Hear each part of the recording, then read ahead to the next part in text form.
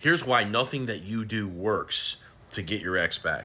Hey, I'm Coach Benny, and I help people get their exes back. And when you're trying to get your ex back, it almost feels like you're in quicksand. The more shit that you do, the more you get stuck and nothing works, right? The letter doesn't work. Asking them to hang out doesn't work. Trying to talk it out and explain your feelings doesn't work.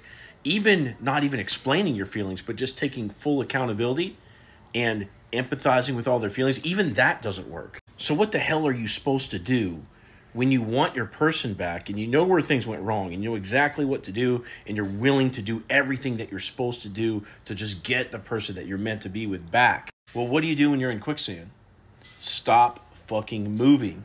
Stop trying. If your ex is resisting you, it's either because of attraction issues or some type of attachment avoidance, and either one of those issues can only be approached, can only be fixed with time having been between where you're starting from and then where you can actually have an effect on them. If your ex broke up with you for attraction reasons, any chasing them is just like pure loss of dignity, right? Somebody loses attraction for you, you got to pull away, just give them their time and reemerge as a brand new person and catch their eye again and start working them over with charisma. Same thing with avoidance. They're avoiding you for some reason, either because they're hurt or they feel unheard, or they're overwhelmed from stress, they fear commitment, or maybe you guys were fighting a lot, one of these kind of things, okay? And again, if their walls are up for whatever reason, or they're running away from you, you are not going to get anywhere with them until you've given enough time for those walls to come down or for them to chill out a little bit over the stress or the fear of commitment, etc.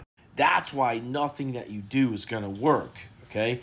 If somebody became convinced that you're not worth it from an attraction perspective, you're not going to change their mind in like 2 seconds. You got to go, into monk mode, go get in the gym, work on yourself, do all the stuff, reemerge as this, compelling person and win them back over. And if they're avoiding you because, again, like I said, the two different reasons that fearful avoidance and dismissive avoidance avoid you for, that will not just die off, okay? That takes some time. Fearful avoidance usually take a few months. Dismissive avoidance can take even longer, to stop running away from their problems. Everything that you want to do doesn't work because naturally speaking, for somebody that you have an attachment with, you want to appeal to connection. You want to try to get sentimental with them. You want to kind of work on things through communication, all this stuff. But that's reserved for when you're in a committed relationship, but they broke up with you. So now you're split apart. And you need to appeal to attraction to bring them back in.